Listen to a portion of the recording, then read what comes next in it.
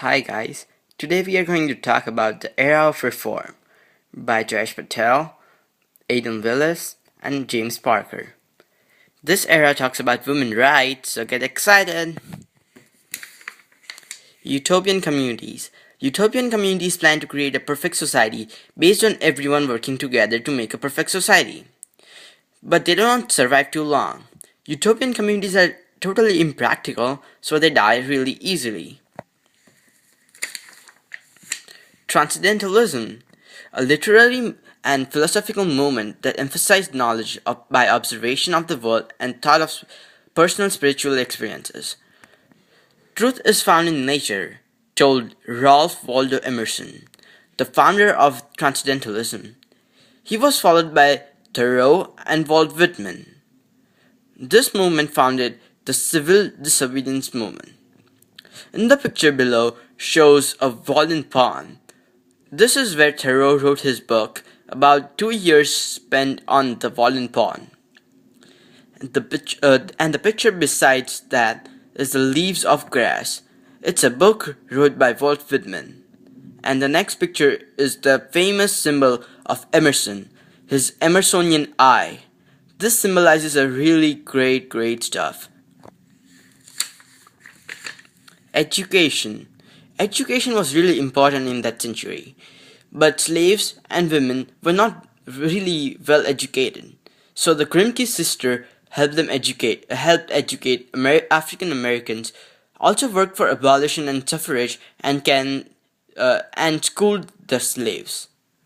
Horseman advocated a new organized approach to education. Back in those days, there were not many schools, so they had to go to a single school, and there were only few classes, so it was so crowded, and there were only few teachers to teach them. Below is a school, but this is a modern school. This is not an old school. It's okay, but there are books. Read more books. That's good. Personal and mental illness.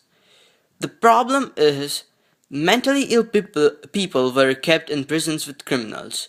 So this was a threat to both of them, because prisoners want to kill the mental people because they harass them, and the mental people are like mental, so they harass the prisoners. Solution to this was founded by Dorothea Dix and many other women who planned to reform and treat the mentally ill people on a different place. They planned to build a mental asylum for the mentally ill. The temperance movement. The temperance movement had a main aim to ban the sale of alcohol. It started in churches, which was led by women. They thought alcohol was evil. Alcohol was the reason for poverty and domestic violence. So no alcohol. The story of women in the era of reform. Women became socially and physically powerful during this era. Women started doing jobs, visited churches, became active socially, and involved in public reform. They supported abolition, the movement of slavery, temperance, the movement to ban alcohol, suffrage, the right to vote. Women also organized conventions like Seneca Falls by Stanton and Mott. Women reformers. There were many women reformers back in those days. Some of them were Grimke sisters who worked for abolition and suffrage, ran a school for slaves, and then they had to run away because their family were slave owners, so they didn't like them. Sonja Truth. She was a former slave. She spoke for suffrage and abolition. Her famous quote that really gained support of people was "Ain't I a woman?" Other people were Lucia Mott and Elizabeth Cady Stanton. They supported all of the movements like suffrage, abolition, and temperance. They organized the Seneca Falls Convention so that women could get rights. Suzanne B. Anthony supported suffrage, voted 150 times illegally. Oh, that is a lot. Underground Railroad.